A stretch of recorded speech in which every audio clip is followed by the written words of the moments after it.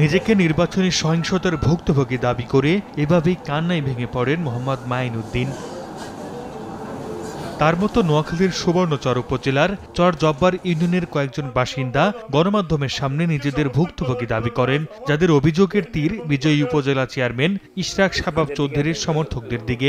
রোববার দুপুরে জেলা আওয়ামী লীগের কার্যালয়ে আয়োজিত ওই সংবাদ সম্মেলনে হামলা, ভাঙচুর ও নির্যাতনের ঘটনার ভিডিও চিত্র প্রজেক্টরের মাধ্যমে দেখানো হয়। আবার 1 কোটি টাকার মতো সম্পদ লুটপাট করে, ধ্বংস করে, ভাঙচুর করে দিয়েছে। দোকান থেকে সম্পূর্ণ মালামাল, মোবাইল এবং টিভি সকল মাল নিয়ে গেছে এবং আমার বাড়িতে যেতে দেয় না।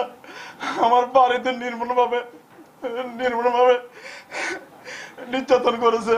সংবাদ সম্মেলনে নানা অভিযোগ করেন জেলা আওয়ামী লীগের সভাপতি ও পরাজিত প্রার্থী AHM খায়রুল আমান চৌধুরী সেলিমও, যাকে 703 ভোটে হারিয়ে সুবর্ণচর উপজেলা চেয়ারম্যান হয়েছেন শাবাব চৌধুরী। ভোটে কারচুপির অভিযোগের পাশাপাশি সহিংসত হামলায় দায়ীদের বিচার দাবি করেন সেলিম। 1, 2, 3 ঢাকায় জমি জিতে নিন 100% ক্যাশব্যাক সহ 20 কোটি টাকার পুরস্কার। আমি 1352 ভোটে আগানো 56 কেন্দ্রে।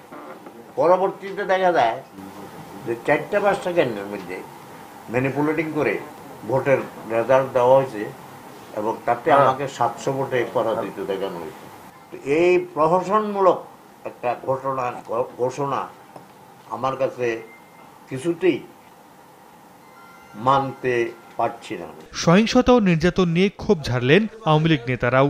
নির্বাচনের আগের দিন থেকে এই সকল সন্ত্রাসীরা সশস্ত্র অবস্থায় আমাদের নেতা কর্মীদের বাড়িতে বাড়িতে গিয়ে রাস্তাঘাটে বিভিন্নভাবে হুমকি ধমকি দিয়ে যেন নির্বাচন না করে।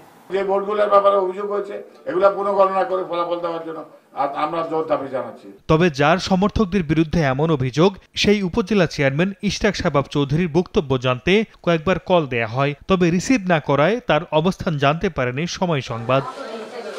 আতাহার ইশরাক শাবাব চৌধুরী নোয়াখালী 4 আসনের সংসদ সদস্য একরামুল কবির চৌধুরীর ছেলে। সময় সংবাদ, নোয়াখালী।